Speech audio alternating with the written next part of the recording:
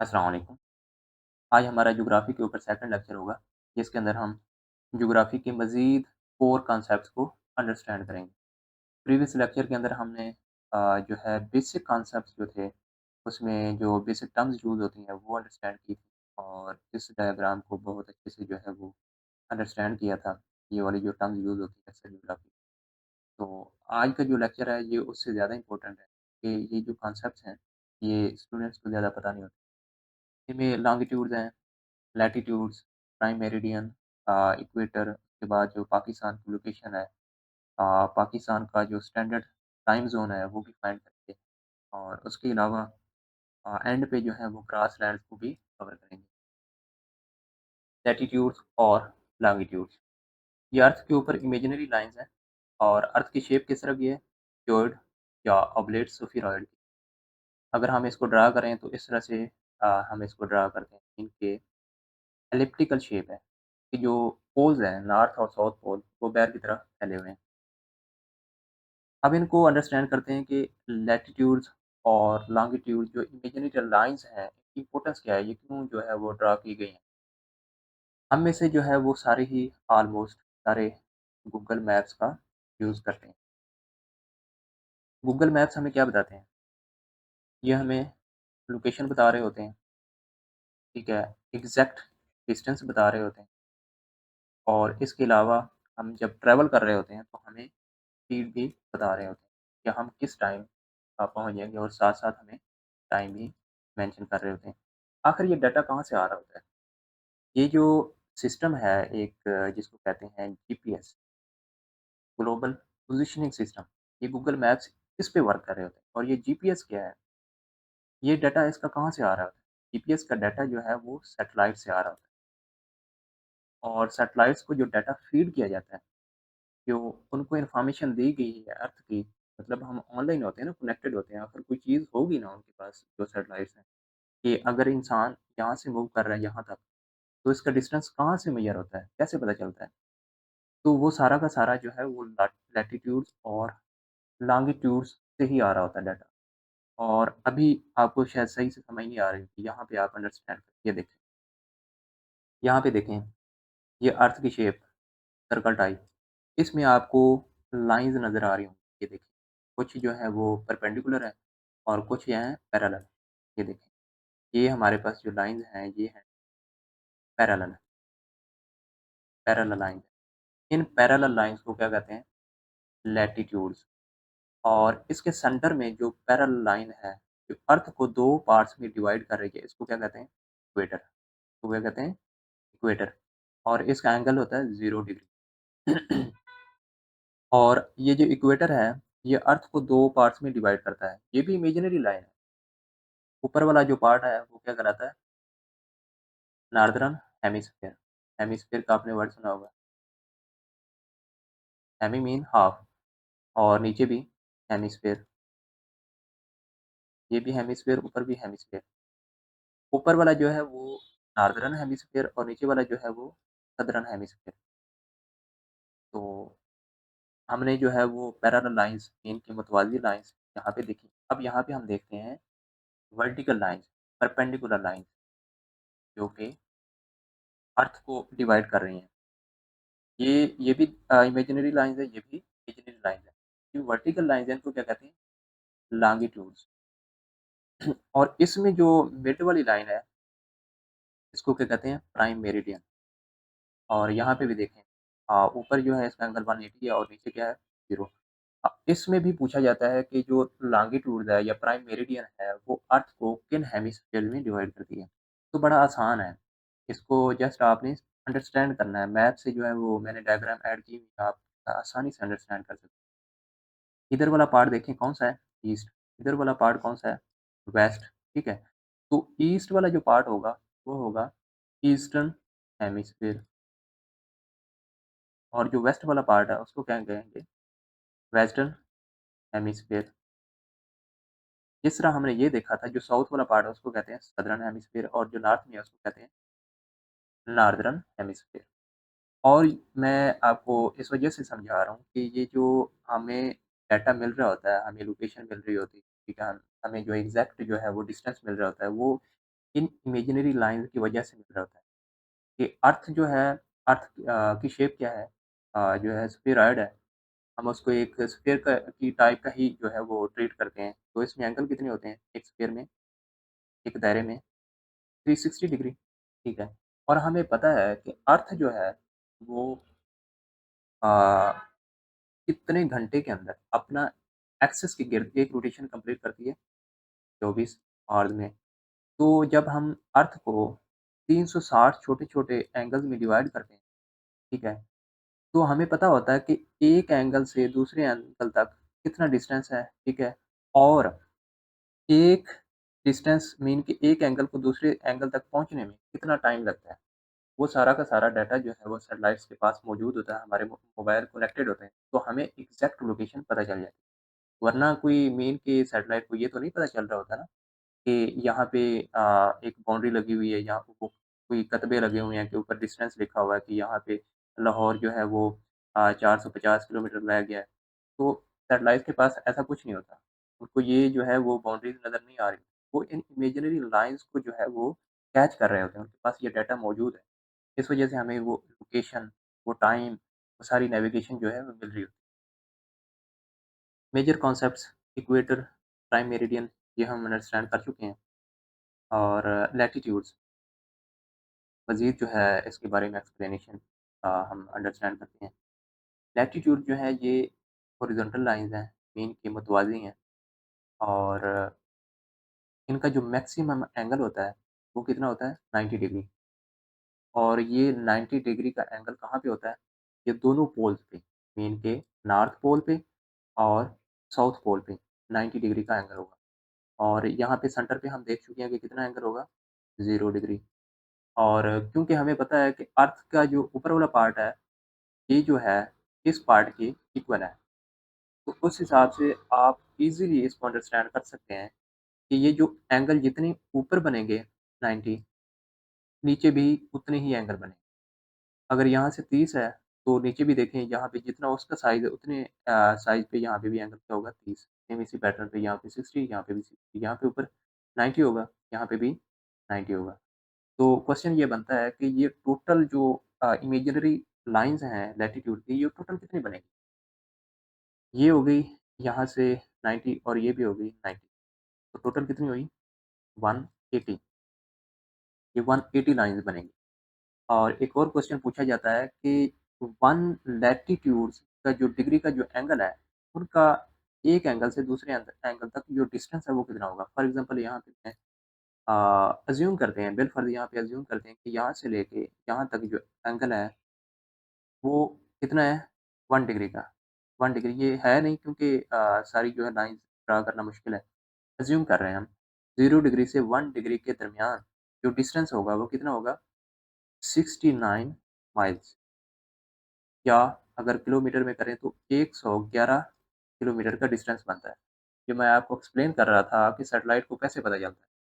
अगर उसको ये पता चल गया हमारे मोबाइल के क्योंकि उसके साथ कनेक्टेड होता है इंटरनेट के साथ, अगर उसको ये पता चल जाए कि 0 डिग्री से यहाँ तक पहुँच गया है, तो वो ऑटोमैटिकली आपको शो करेगा कि आप जो है 111 किलोमीटर आगे आ गए हैं 1 डिग्री तक। तो नेक्स्ट हम देखते हैं सेम इसी पैटर्न पे जो है वो अ, लैटीट्यूड को भी अंडरस्टैंड करते हैं। अभी और कुछ कांसेप्ट्स हैं। ये जो एक और कांसेप्ट है कि जो पोल्स हैं, पोल्स पे ये जो डिस्टेंस है डिग्री का, वो ज़्यादा हो जाता है। उसकी वजह क्या है? उसकी वजह ये है कि ये ओबलेट शेप है। पोल्स पे कितना होता है? 69.407 माइल्स। अगर आप इसको किलोमीटर में कन्वर्ट करेंगे ये तो अ, 111 पॉइंट समथिंग आएगा। अगर हम इसका एवरेज बनाएँ तो ये बनता है 111.12 बनेगा। मैंने आपकी आसानी के लिए ये एक और डायग्राम ऐड कर दिए। यहाँ पे देखें लैटीट्यूड्स, हॉरिज़ॉन्टल लाइन्स, यहाँ पे भी आप देख सकते हैं लैटीट्यूड्स की डायरेक्शन ये हॉरिज़ॉन्टल है और लॉन्गिट्यूड्स इनकी डायरेक्शन वर्टिकल है, इनके परपेंडिकुलर है। यहाँ पे आप देख सकते हैं। नेक्स्ट देखते हैं कि अभी लैटीट्यूड्स की को ही हम एक्सप्लेन करेंगे। उनके मज़ीद जो पैरेलल लाइन्स हैं, डिफरेंट एंगल्स पे, वो अंडरस्टैंड करते हैं। ये भी एग्ज़ाम में पूछी जाती हैं। ये आपको एक डायग्राम नज़र आ रही होगी। ये लैटीट्यूड ही की इमेज है। लाइन्स हैं। यहाँ पे देखें, ये हमारे पास क्या है? इक्वेटर, सेंटर में जो लाइन गुज़र रही है क्या है? इक्वेटर। इस साइड पे क्या होगा? वेस्ट और इस साइड पे ईस्ट। तो यहाँ पे हम देखते हैं कि इस साइड पे जस्ट ये वाला जो पार्ट है ना, ये वाला ईस्ट और वेस्ट है। उसके नीचे क्या होगा? ये वाला साउथ वाला पार्ट। हम डिवाइड कर रहे हैं ना अर्थ को हेमिस्फीयर में। ये ऊपर वाला हेमिस्फीयर और नीचे वाला हेमिस्फीयर। इक्वेटर के ऊपर वाला क्या होगा? नॉर्दर्न हेमिस्फीयर और नीचे वाला सदर्न हेमिस्फीयर। ये हम ऊपर एक्सप्लेन कर चुके हैं, हेमिस्फीयर। और ये वाला सारा का सारा क्या होगा? Southern hemisphere. यहाँ पे इस वजह से ऐसे लिखा हुआ है ऐसे। और ऊपर वाला क्या होगा? ये नॉर्दर्न हेमिस्फीयर। ये जो मैंने ईस्ट और वेस्ट की जो डायरेक्शन लगाई है, ये जस्ट इक्वेटर के ऊपर है, ठीक है? तो इक्वेटर से लेके यहाँ तक जो एंगल होगा 23.5 नॉर्थ की तरफ जो हेमिस्फीयर जो नॉर्दर्न हेमिस्फीयर होगा, इसको कहते हैं ये वाले पार्ट को ट्रॉपिक ऑफ कैंसर, ठीक है? यहाँ से ऊपर जो एंगल है 23.5 से लेके 66.5 तक उसको कहते हैं आर्कटिक सर्कल। और जो यहाँ पे 90 डिग्री बनता है उसको जो है प्राइम मेरिडियन कहते हैं। अब आ जाएँ, ये हमने देख लिया जो नॉर्दर्न हेमिस्फीयर वाला पार्ट है अर्थ का, ठीक है? इक्वेटर से ऊपर वाला पार्ट, ये हमारे पास रेफरेंस पॉइंट है। अब हमने नीचे वाला पार्ट देखना, उनके क्या नाम है? ये भी एग्ज़ाम में पूछे जाते हैं। ये हमारे पास कौन-सा है? सदर्न हेमिस्फीयर, यहाँ से लेके यहाँ तक। ये सारा जो अर्थ का पार्ट है, ये क्या है? Southern hemisphere. यहाँ पे देखें, इक्वेटर से लेके यहाँ तक ये जो एंगल बनेगा, ये सेम वही वाला एंगल बनेगा, 23.5, क्योंकि मैं पहले भी बता चुका हूँ कि अर्थ का जो इक्वेटर से ऊपर वाली जो अर्थ का पार्ट है, हाफ पार्ट और नीचे, दोनों का साइज़ क्या है? सेम है, तो एंगल क्या होंगे? सेम। सिर्फ़ नाम का फ़र्क है, वो भी पहचान के लिए कि यहाँ से यहाँ तक एंगल क्या है? 23.5 साउथ वाला पार्ट, ठीक है? और इसको कहते हैं ट्रॉपिक ऑफ कैप्रिकॉर्न। सेम इसी साइज़ वाला जो ऊपर वाला पार्ट था, उसको क्या कहते हैं? ट्रॉपिक ऑफ कैंसर, इसको क्या कहेंगे? Tropic of Capricorn. और इससे नीचे हम जब आते हैं नीचे सेम एंगल पे ऊपर जाते हैं, तो नीचे जब आते हैं तो क्या होगा? एंगल सेम होगा 66.5 और यहाँ पे भी 66.5 साउथ। और इसको क्या कहेंगे? Antarctic circle. आपको याद होगा जब हमने अ, अंटार्कटिक अंटार्कटिका को कवर किया था, तो मैंने बताया था कि जो अंटार्कटिका है, उसके साथ जो समंदर लगता है, वो अंटार्कटिक ओशन है। तो यहाँ पे इसको क्या कहते हैं? अंटार्कटिका, ठीक है? तो उस हिसाब से आप याद कर सकते हैं कि जो अंटार्कटिका के साथ है, ओशन कह लें या अंटार्कटिका जो कॉन्टिनेंट है, उसके हिसाब से आप इसको तैयार कर सकते हैं अंटार्कटिक सर्कल। और ऊपर क्या था? आर्कटिक ओशन था, ठीक है? उस हिसाब से इसको उस नाम से याद कर सकते हैं कि आर्कटिक सर्कल। और ये पोल्स भी तो है ना, जो नॉर्थ पोल है उसके साथ जो जो ओशन लगता है उसको आर्कटिक ओशन कहते हैं और जो साउथ में सी है उसको कहते हैं अंटार्कटिक या सदर्न ओशन। तो ये मुश्किल नहीं है, सिर्फ़ 2 नाम आपको याद करने पड़ेंगे। ये है ट्रॉपिक ऑफ कैंसर और ये है ट्रॉपिक ऑफ कैप्रिकॉर्न। ये क्यों डिवाइड किए गए हैं, अर्थ को इस तरह क्यों नाम दिए गए हैं? ये इससे हमें जो है अर्थ के डिफरेंट जो सीज़न्स हैं, जो टेम्परेट ज़ोन्स हैं डिफरेंट तरह के, उनका हमें जो है पता चलता है।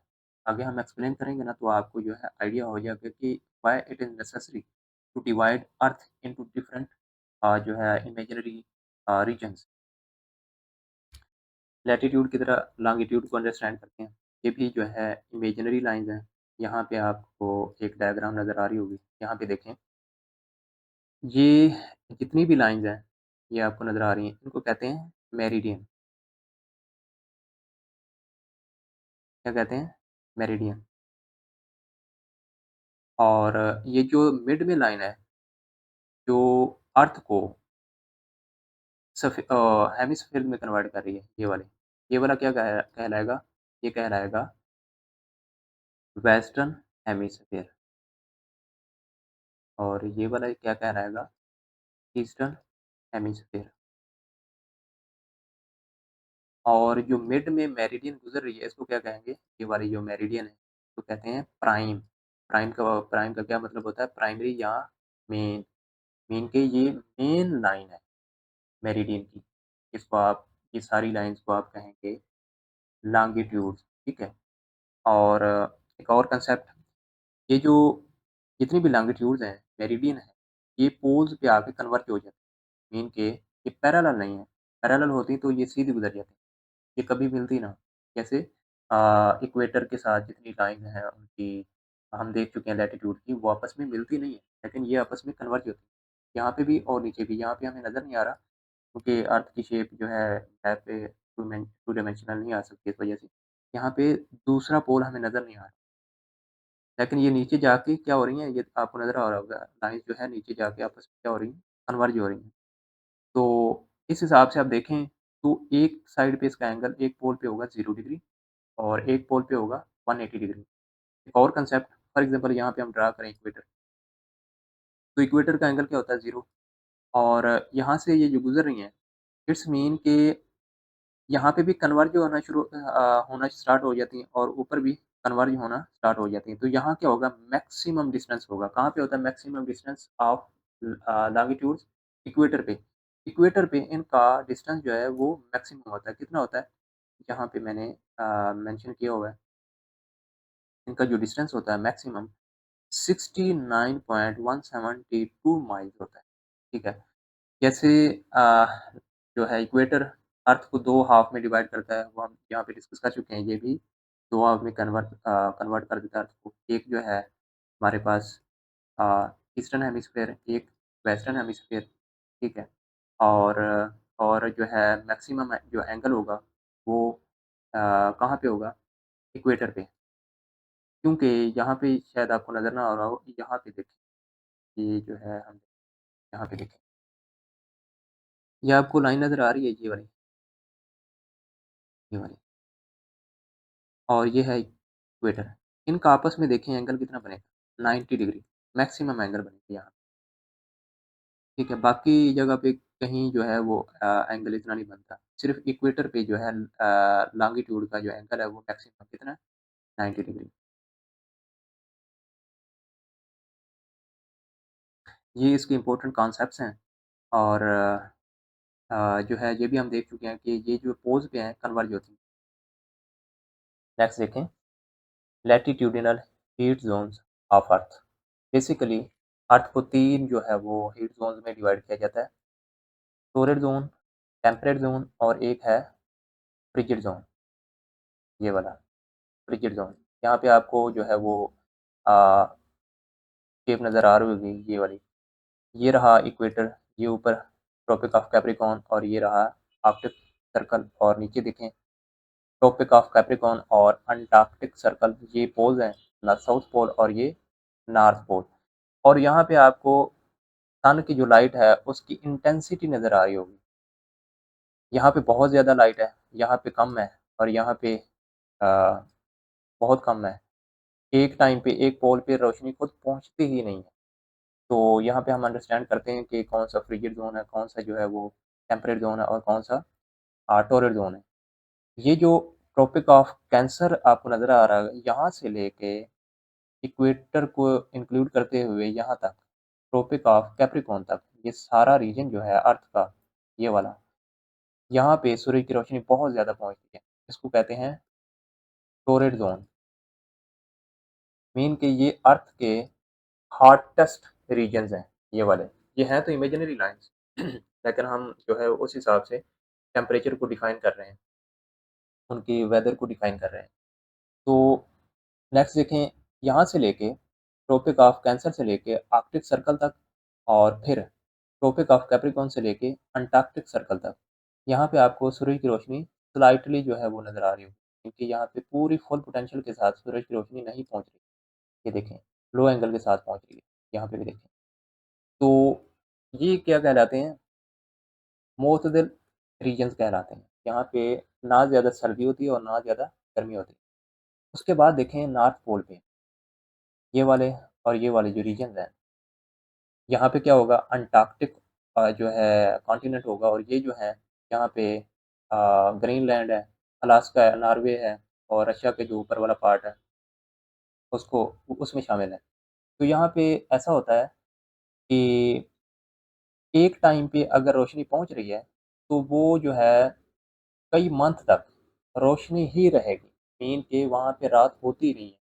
और अगर एक टाइम पे रोशनी जो है वो नहीं पहुँच रही, रात है, तो वो कई मंथ तक रात ही रहेगी। हमने देखा था कि नॉर्वे को इस वजह से मिडनाइट कंट्री कहा जाता है कि वहाँ पे जो है वो रोशनी नहीं पहुँचती। अगर पहुँच रही है तो फिर रात नहीं होती। यहाँ पे उसकी रीज़न क्या है? आपको पता है कि अर्थ जो है वो डेली अ, अपने एक्सिस के गिर्द तो रोटेट करती है इस तरह, लेकिन रिवॉल्व करते हुए उसको पूरा साल लगता है। मीन कि यहाँ से उसने अगर मूव करना है यहाँ तक, तो उसको पूरा साल लगता है। और मीन कि एक पोल से दूसरे पोल तक जाना है, तो उसको कितने मंथ लगेंगे? 6 माह। तो इट्स मीन कि एक टाइम पे एक पोल पे रोशनी पहुँचेगी 6 माह तक, तो दूसरे पे नहीं पहुँचेगी। अगर इस पे पहुँच रही है, तो इस पे नहीं पहुँचेगी। तो ये है उसकी मतलब शेप के हिसाब से ये वाला उसके साथ इश्यू है। नेक्स्ट हम देखते हैं कि प्राइम मेरिडियन, इसको हम पहले ही देख चुके हैं। इसमें ग्रीनविच जो इंग्लैंड का एक रीजन है, एक इलाका है, ये यहाँ से क्वेश्चन पूछा जाता है कि प्राइम मेरिडियन जो है, वो इंग्लैंड के किस इलाके से, किस रीजन से गुज़र रही है? तो वो है ग्रीनविच का एक रीजन है, एक लोकेशन है। उसका एंगल वहाँ पे 0 डिग्री है। और जो प्राइम मेरिडियन का उलट है, उसको कहते हैं एंटी मेरिडियन, और उसका जो एंगल होता है वो है 180 डिग्री। तो इसमें ये कॉन्सेप्ट है। उसके बाद ये जो है मैप मैंने डायग्राम जो है वो भी मैंने ऐड कर दिए। नेक्स्ट जो है वो हम लॉन्गिट्यूड और टाइम के रिलेशन को अंडरस्टैंड करते हैं। ये कांसेप्ट जो है वो बहुत इंपॉर्टेंट है, ये एग्ज़ाम के अंदर पूछ लिया जाता है अक्सर। हमें पता है कि अर्थ के अंदर जो मिड में लाइन गुज़र रही है, जो दोनों पोल को कनेक्ट करती है, यहाँ पे नॉर्थ पोल और यहाँ पे साउथ पोल, उसको कहते हैं प्राइम मेरिडियन। और इसके जो यहाँ पे ये ईस्ट और ये है वेस्ट। ईस्ट हेमिस्फीयर में जो टोटल एंगल थे हमने देखा था लॉन्गिट्यूड के, वो हैं 180। सेम इसी पैटर्न पे जो वेस्ट वेस्टर्न हेमिस्फीयर के अंदर जो लॉन्गिट्यूड के एंगल्स हैं वो कितने हैं? वो भी 180। तो टोटल मिला के कितने हो गए? 360 डिग्री। तो इट्स मीन अर्थ जो है वो लॉन्गिट्यूडनली कितने एंगल्स में डिवाइडेड है? वो है 360 एंगल या डिग्रीज में। ठीक है। तो हमें पता है कि अर्थ जो है वो जो उसकी स्पिनिंग है, उसकी जो रोटेशन है, वो कंप्लीट जो रोटेशन है वो कितने घंटे उसको लगते हैं अर्थ को? वो लगते हैं 24 आवर्स। ठीक है? मीन के अर्थ जो है वो कंप्लीट 360 डिग्री का जो डिस्टेंस है, ये जो है, वो कितने घंटे में कवर करती है? 24 घंटे में, ठीक है? तो हम जो है अगर निकालना ये चाहें कि 1 घंटे में अर्थ जो है वो कितने डिग्री का डिस्टेंस कवर करती है, तो हम उसको डिवाइड करेंगे 24 से, तो ये निकल आएगा 15 डिग्री का। मीन कि 1 घंटे में, या आप इसको 60 मिनट्स कह सकते हैं, ठीक है? 60 मिनट्स में या 1 घंटे में अर्थ जो है वो 15 डिग्री का डिस्टेंस कवर करती है, जब वो रोटेट कर रही होती है। इस तरह हम इसका रिवर्स भी निकाल सकते हैं कि 1 डिग्री के अंदर, 1 डिग्री का डिस्टेंस कवर करने में अर्थ जो है वो कितना टाइम लेती है? तो 60 मिनट्स को हम 15 पे डिवाइड करें तो क्या आएगा हमारे पास? 4 मिनट्स, ठीक है? मीन के अर्थ जो है वो 4 मिनट्स का टाइम लेती है टू कवर 1 डिग्री डिस्टेंस, ठीक है? ये कॉन्सेप्ट जो है वो पूछा जाता है। और यहाँ पे एक और कॉन्सेप्ट है कि अर्थ की जो रोटेशन है, उसकी डायरेक्शन क्या है? वो डायरेक्शन है वेस्ट टू ईस्ट, ठीक है? और 1 घंटे में कितना करेगी? 15 डिग्री वी गो ईस्टवर्ड। एक और बहुत इंपॉर्टेंट कॉन्सेप्ट को अंडरस्टैंड करना बहुत ज़रूरी है कि दुनिया के अंदर डिफरेंट टाइम ज़ोन्स हैं। मीन कि एक कंट्री में और टाइम होता है, दूसरे कंट्री में और टाइम होता है। तो फिर ऐसा कौन-सा स्टैंडर्ड है जिसकी मदद से ये जो टाइम है वो सेट किए जाते हैं? मीन कि कोई तो रेफ़रेंस पॉइंट होगा, कोई तो रेफ़रेंस लोकेशन होगी।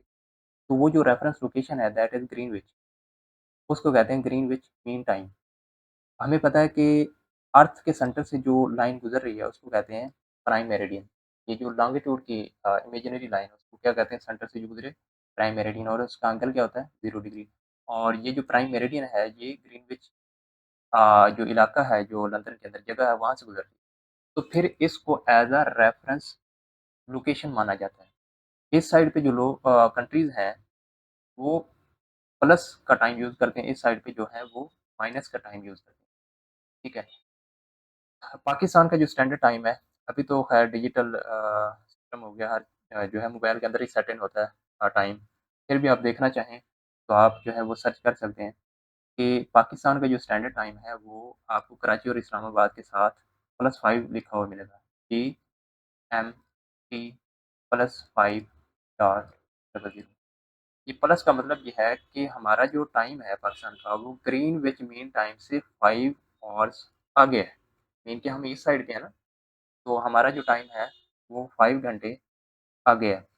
इसी तरह अगर हम इस साइड पे जो कंट्रीज़ हैं जैसे यूएसए, उनका जो ग्रीनविच मीन टाइम होगा, उनका इस तरह से लिखा होगा -6 या -7 या -8। तो ये आपको कांसेप्ट जो है वो समझ आ गया होगा। माइनस का मतलब होगा कि वेस्ट में है, और ईस्ट का मतलब ये है कि जो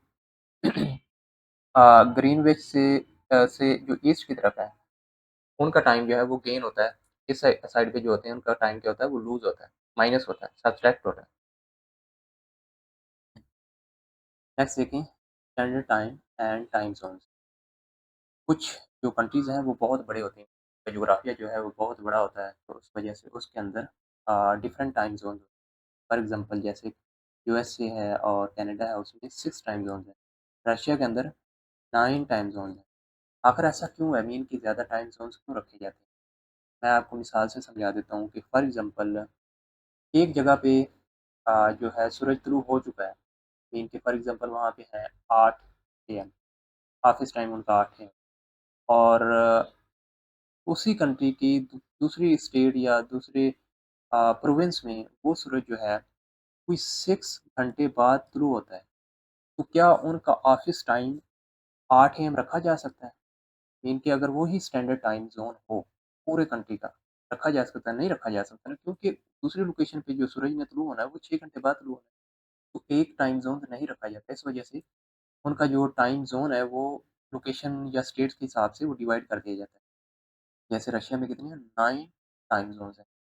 तो पाकिस्तान का ज्योग्राफिया क्योंकि छोटा है, पाकिस्तान में सिर्फ़ जो है एक ही टाइम ज़ोन है। इनके पाकिस्तान की जितनी भी घड़ियाँ हैं डिफरेंट लोकेशन पे, उनके ऊपर टाइम एक ही है, जो कि कराची का या इस्लामाबाद का स्टैंडर्ड टाइम है, वही होता है।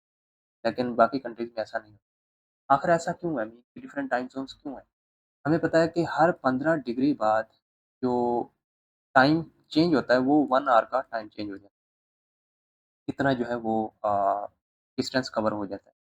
तो फॉर एग्ज़ाम्पल किसी कंट्री में जो है वो डिग्रीज़ के हिसाब से डिस्टेंस है वो 60 डिग्री का है, तो वहाँ पे टाइम कितना होगा एक जगह से दूसरी जगह, वो जो रेवोल्यूशन थी सन की रोशनी को पहुँचने की, वो 4 आवर्स का टाइम हो सकता है। क्योंकि 60 डिग्री है ना, 15 से डिवाइड करेंगे तो कितना होगा, 4 आवर्स। इससे आप जो है अंडरस्टैंड कर सकते हैं इस कांसेप्ट को। अभी हम पाकिस्तान की मैप पे लोकेशन और स्टैंडर्ड टाइम जो है वो फाइंड करेंगे। वो जो लोकेशन है हमने इमेजिनरी टाइम्स में ही देखी। वो कितनी है? हमारे पास ये मौजूद है।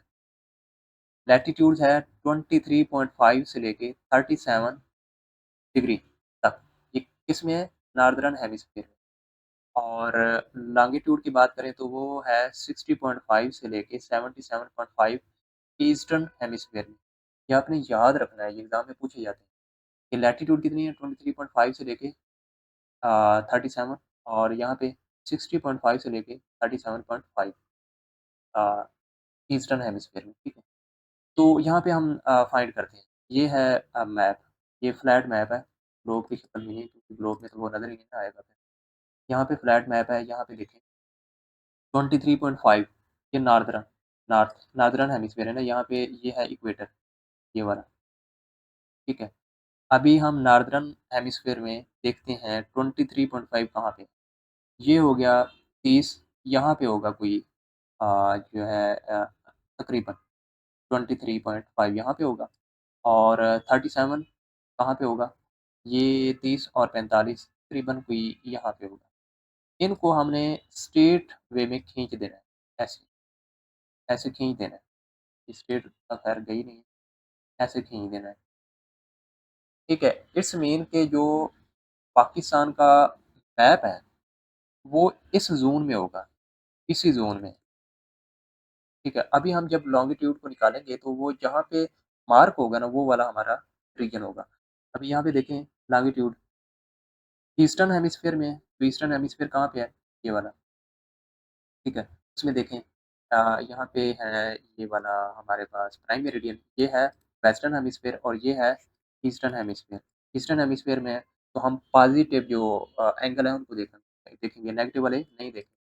अभी पॉज़िटिव में देखें 60.5, ये 60.5 ऑलमोस्ट यही होगा और ये वाला यहीं पे और जो 77.5 है वो कोई ये 60 और ये 90 यहाँ पे कोई यहीं पे होगा ऑलमोस्ट। इनको भी हम ऊपर खींच देंगे, ऐसे, ये देखें। जहाँ पे ये कट करेंगे ना, ये सही नहीं बना यहाँ पे कोई स्ट्रेट ऐसे बनेगी, ये। तो यहाँ पे पाकिस्तान की लोकेशन होगी, ये वाली। आपको नज़र आ रहा है? और यही एग्ज़ैक्टली पाकिस्तान की लोकेशन है। अगर मैं यहाँ पे इसको इरेज़ करूँ तो आप देख सकते हैं कि ये क्या है इंडिया और ये है ये देखें ये इंडिया, ये पाकिस्तान, ये जो है फिर साथ में अफ़गानिस्तान और ईरान नज़र आ रहा होगा आपको। तो मेन कि आप मैप से ही हर चीज़ अंडरस्टैंड करेंगे तो आपको जो है वो कभी भूलेगा नहीं। यहाँ पे भी मैंने जो है कंप्लीट मैप दे दिया है, तो आप यहाँ पे भी देख सकते हैं। इसके अलावा भी एक क्वेश्चन बन सकता है कि एब्सोल्यूट लोकेशन क्या है? हर कंट्री की एक एब्सोल्यूट लोकेशन होती है, वो ज़रूरी नहीं है कि उसका सेंटर हो। किसी एक पॉइंट की जो है वो लोकेशन होती है, वो पूरी दुनिया के हर कंट्री की अपनी-अपनी एक एब्सोल्यूट लोकेशन है। पाकिस्तान की एब्सोल्यूट क्या है?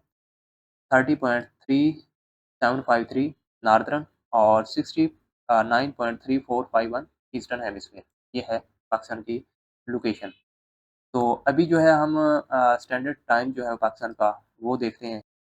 पाकिस्तान का जो स्टैंडर्ड टाइम है वो जीएमटी ग्रीनविच मीन टाइम +5 या यूटीसी यूटीसी भी कहते हैं, यूटीएस भी कहते हैं। यूनिवर्सल टाइम स्टैंडर्ड या यूनिवर्सल टाइम कोऑर्डिनेटेड। अ, मैं ये पहले बहुत अच्छे से एक्सप्लेन कर चुका हूँ कि जो रेफ़रेंस लोकेशन है टाइम के लिए वो है ग्रीनविच टाइम, जो लंदन के अंदर एक इलाका है, एक लोकेशन, तो उससे जो है वो सारे कंट्रीज़ टाइम जो है वो लेते हैं। तो यहाँ से अगर हमें ये कहा जाए कि किसी कंट्री का हमें टाइम दे दिया जाए, जैसे ऐसे क्वेश्चन किया तो नहीं जाता लेकिन अगर एग्ज़ाम के अंदर ऐसा क्वेश्चन आए, किसी कंट्री का हमें टाइम दिया जाए, तो क्या हम ये फाइंड कर सकते हैं कि उसका पाकिस्तान के साथ टाइम डिफरेंस कितना है? आराम से कर सकते हैं हम, क्योंकि स्टैंडर्ड टाइम जो है वो अगर हमें मिल जाए, तो हम आसानी से ये जो है मेज़र कर सकते हैं कि उसका पाकिस्तान के साथ जो टाइम डिफरेंस है वो कितना है। फॉर एग्ज़ाम्पल यूएसए का जो टाइम स्टैंडर्ड है वो है यूटीसी -6 और पाकिस्तान का है यूटीसी +5 तो इट्स मीन कि ये अगर ग्रीनविच लोकेशन है ये वाली प्राइम मेरिडियन पे, तो पाकिस्तान का कितना है +5 और यूएसए का कितना है -6 मीन कि यूएसए जो है वो ग्रीनविच मीन टाइम से 6 आवर्स इस साइड पे है, पाकिस्तान कितना है 5 आवर इस साइड पे है। तो पाकिस्तान का यूएसए से कितना होगा? यहाँ पे 5 है और इधर से भी 6 बैक में है, तो 5 + 6 कितना होगा? 11 तो पाकिस्तान जो है वो यूएसए से 6 आवर्स आगे होगा। तो ये एक एक्सरसाइज़ है, इससे आप किसी और भी कंट्री की भी इस तरह फाइंड करना चाहें तो फाइंड कर सकते हैं। जिस तरह हमने देखा कि स्टैंडर्ड टाइम के लिए एक रेफ़रेंस पॉइंट है, एक रेफ़रेंस लोकेशन है जिसको ग्रीनविच टाइम कहा जाता है। तो फिर हर कंट्री जो है उस रेफ़रेंस को यूज़ करते हुए अपना एक स्टैंडर्ड टाइम डिज़ाइन करता है। सेम इसी तरह जो डेट है, हम अपनी वॉचेज़ पे देख रहे होते हैं, तो उसका भी एक रेफ़रेंस लाइन है, वो भी इमेजिनरी ही है और ये कहाँ से गुज़रती है? ये जो है पैसिफ़िक ओशन से गुज़रती है, पैसिफ़िक ओशन और यहाँ पे एक क्वेश्चन बनता है कि किस स्टेट से गुज़र रही है? ये देखें, ये है अलास्का, ये अलास्का स्टेट है ना यूएसए की और ये है रशिया का इलाका पूरा, साइबेरिया। तो यहाँ पे जो स्टेट है उसका नाम है बेरिंग स्टेट। ये बेरिंग स्टेट से गुज़रती है उसके बाद अ, ये जो है पूरी दुनिया को 2 हाफ़ में कट कर देती है। और एक और क्वेश्चन बनता है कि इसका एंगल कितना है? 180 मेरिडियन। ग्रीनविच मीन टाइम जहाँ से गुज़र रही है वो प्राइम मेरिडियन, उसका जो एंगल था वो था 0 डिग्री। मीन टू उल्टा टाइप इसको अंडरस्टैंड करते हैं। Travelling eastward towards international deadline, a traveler gains a day, while travelling westward they lose a day के मीन के अगर इस तरफ गए हैं हमारे पास 1 दिन का इज़ाफ़ा हो जाएगा। मीन के यहाँ पे था मंडे, ठीक है? अगर हम इधर आएँगे तो हमारे पास इज़ाफ़ा हो गया 1 दिन का। कैसे आप समझेंगे यहाँ तो लूज़ नहीं हुआ। आप ज़िंदगी के हिसाब से इसको समझें। यहाँ पे मंडे हुआ, 1 दिन इनको पूरा मिल गया कि ट्यूसडे बाद में भी आएगा। ये मंडे जो है, यहाँ पे हालाँकि ये मंडे गुज़ार चुके थे, ठीक है? इधर आए तो इनको मंडे दोबारा मिल गया। 1 दिन गेन हुआ है, ठीक है? तो ये जो है 1 आवर, 2 आवर, 3 आवर के हिसाब से चेंज नहीं होता।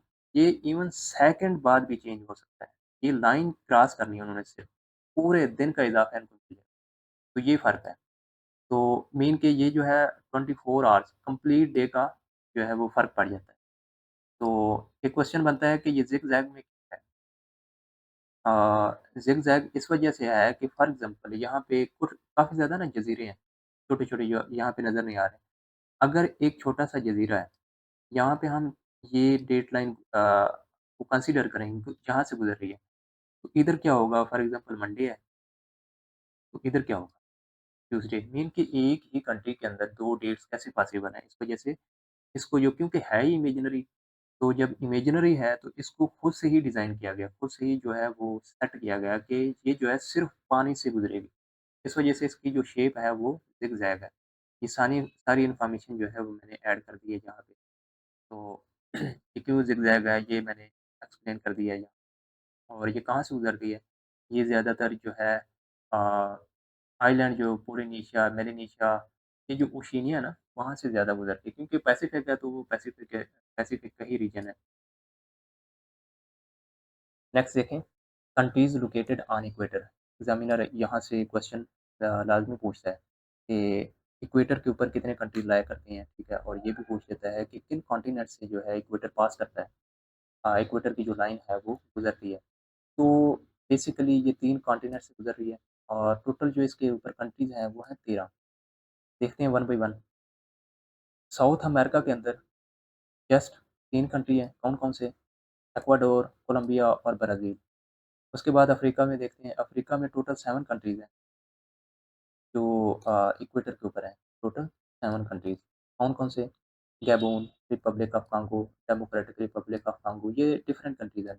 एक रिपब्लिक ऑफ कांगो है और एक है democratic Republic of Congo. Next Uganda, Kenya, Somalia, Sao Tomé and Principe, ये जो हैं 7 ऊपर 3 10 कंट्रीज़ हो गए। उसके बाद एशिया में भी 3 कंट्रीज़ हैं। कौन-कौन से? Indonesia, Maldives, Kiribati. ये हमारा अपना रीजन है मेन एशिया, तो इनको आपने लाज़मी तैयार करना है, ठीक है? ये बहुत इम्पोर्टेंट है। इनमें कौन से हैं? इंडोनेशिया, मालदीव और किरिबाती। नेक्स्ट देखें कि ये जो है आप ट्रिक भी यूज़ करना चाहें तो कर सकते हैं but I don't believe in tricks. आप जो है अगर मैप के थ्रू चीज़ों को अंडरस्टैंड करें, उनकी लोकेशन को माइंड में बिठा लें, तो आपको ट्रिक्स की ज़रूरत नहीं है। कब तक आप ट्रिक्स को याद करते रहेंगे? नेक्स्ट देखें countries on the prime meridian या ग्रीनविच लाइन, तो ग्रीनविच लाइन भी कहते हैं कि उसके ऊपर कितने कंट्रीज़ मौजूद हैं? वो हैं 8 कंट्रीज़, ठीक है? 8 कंट्रीज़ जो है वो प्राइम मेरिडियन के ऊपर लाया करते हैं। कौन-कौन से? England, France, Spain, Algeria, Mali, Burkina Faso, Togo, गाना एंड अंटार्कटिका। तो यहाँ पे हम मैप से भी अंडरस्टैंड करते हैं। ये देखें, ये क्या है?